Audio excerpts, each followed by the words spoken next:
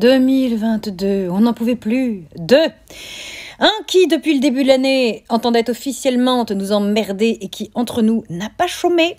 L'autre qui déclenche une guerre et menace toute la Terre de bombes nucléaires et conflits planétaires. Celui-là qui frappe sa compagne. Celui-ci qui fait campagne en attisant la haine des personnes issues de l'immigration, alors que les coupables des crimes et agressions n'ont pas en commun une origine, mais bien d'être des hommes. Des misogynes.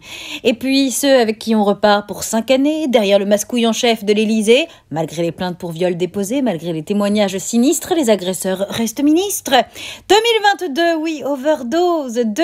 Ceux qui interdisent aux USA l'avortement, ceux qui assassinent nos sœurs d'Iran, ceux qui empêchent nos sœurs d'Afghanistan de vivre, de travailler, de se déplacer, d'étudier, ceux qui violent nos sœurs d'Ukraine, ceux qui sur les réseaux déversent leur haine contre nous, encore et encore, ceux qui haïssent nos corps.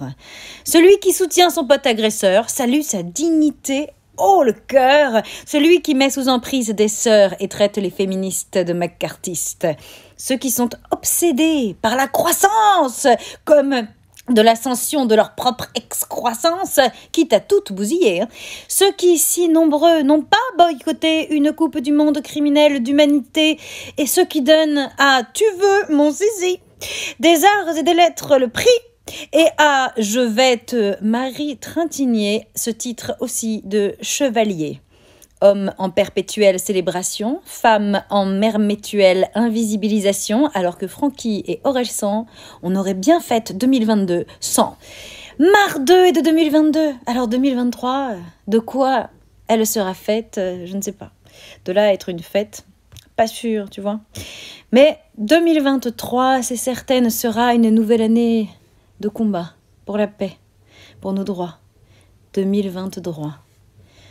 Alors je nous souhaite de ne jamais se baisser les bras, ni les armes, ou alors de savoir les relever, comme la tête, même en larmes.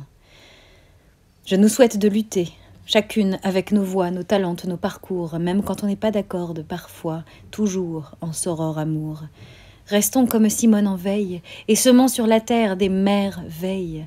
Je fais le vœu qu'il ne puisse nous diviser.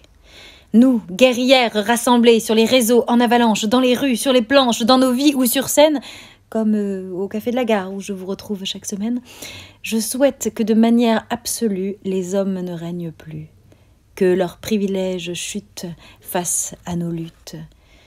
Qu'en 2023, advienne la fin des hommes rois, afin, sœurs reines, de reprendre de nos vies les rênes à toutes. Belle année 2023.